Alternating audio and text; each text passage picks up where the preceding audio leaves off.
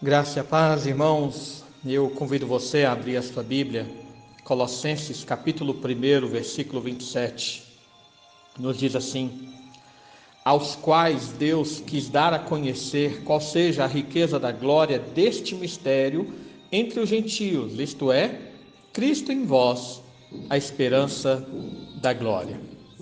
Irmãos, uma coisa interessante que acontece às vezes aí ao redor do mundo, que a gente passa a ter conhecimento, é o costume de algumas famílias, de algumas pessoas, de fazer aquilo que se chama de cápsula do tempo.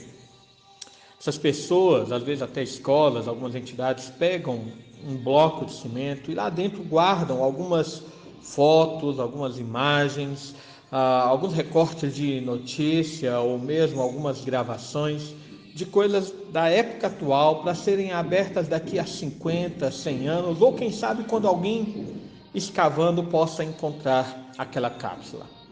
E uma das coisas interessantes é quando, depois de realmente passadas gerações, essas cápsulas são abertas e as pessoas vão vasculhando aqueles objetos e informações ali deixadas e ficam maravilhadas de como era o tempo há tantas gerações, há tantos anos, há tantas décadas atrás.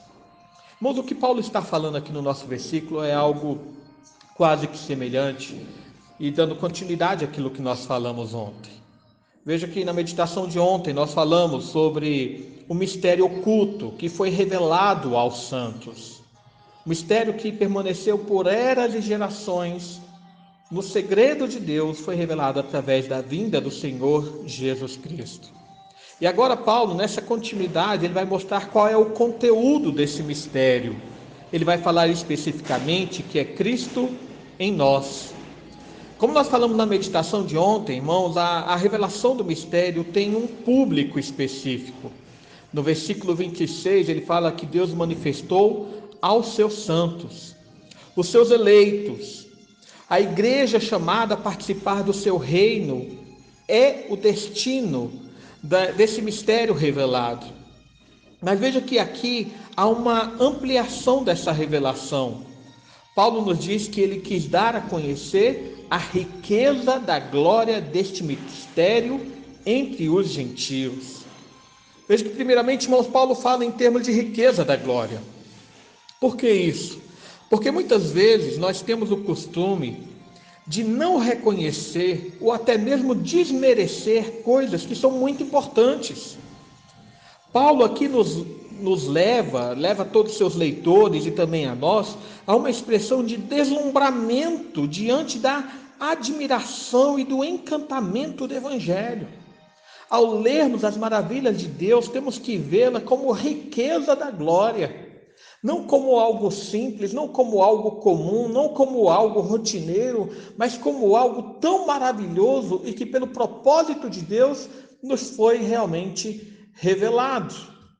É uma riqueza da glória e da majestade de Deus que chegou ao nosso conhecimento, que chegou às nossas mãos. E por quê?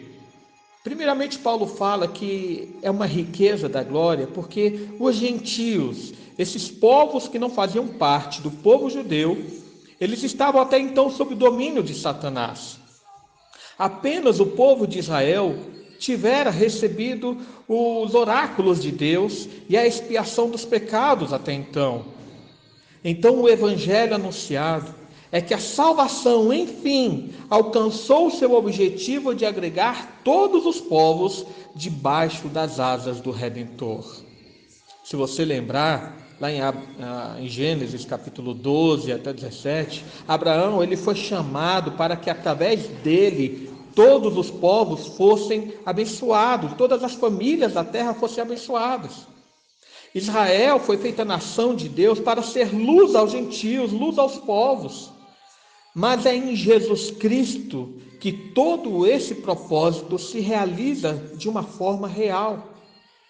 Quando nós lemos lá em João capítulo 12, versículo 20, que alguns gentios buscam ver a Jesus, é importante que nós vejamos a expressão de Jesus diante dessa busca dos gentios a ele. Lá no versículo 31, ou melhor, versículo 20, Versículo 23 nos diz assim: respondeu Jesus: é chegada a hora de ser glorificado o Filho do Homem. E no versículo 31 e 32, o Senhor Jesus falou: chegou o momento de ser julgado este mundo, e agora o seu príncipe será expulso. E eu, quando for levantado da terra, atrairei todos a mim mesmo.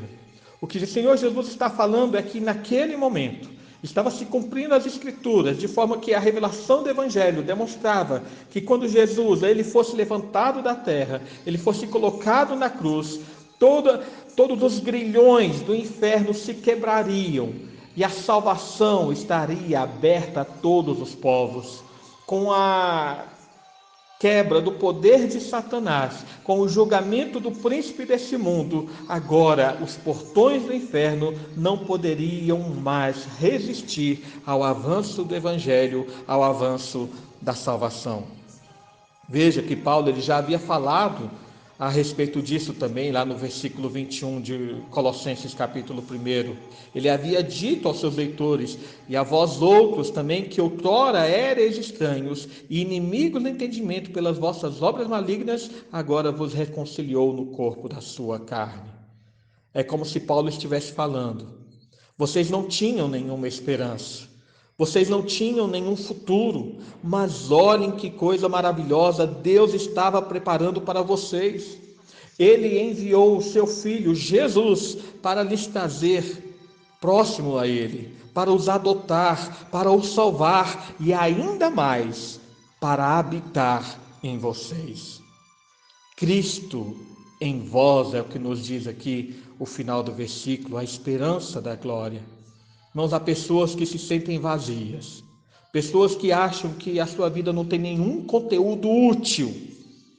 Jesus, nos diz Paulo aqui, é o presente revelado a cada um de vocês. É deslumbrante, é maravilhoso saber disso. Nele está a certeza, a esperança firme da vida eterna. Quem tem Cristo em si, tem tudo que é necessário. Tem a certeza da vida eterna. Que Deus nos abençoe. Oremos, irmãos. Pai amado, mais uma vez nos colocamos diante de Ti, exaltando-Te, adorando-Te pela Tua glória manifesta, pela Tua glória revelada, pelo Teu mistério que foi, Senhor, agora colocado diante de nós por meio do Teu Filho Jesus. Te agradecemos, ó Senhor, porque nós que antes não éramos povo, agora fomos feitos povo de Deus. Nós que não éramos filhos, agora fomos achegados a Ti para sermos Teus filhos, sermos santos e habitar em nós a presença do Teu Espírito Santo. Portanto, pedimos, ó Pai, que pela Tua presença em nós, pela habitação do Teu Espírito em nós, por meio do Teu Filho aí, nós possamos ser santificados, sermos edificados para o louvor da Tua glória e sermos feitos à imagem do Teu Filho. Vivifica-nos, é o que pedimos em nome de Jesus. Amém.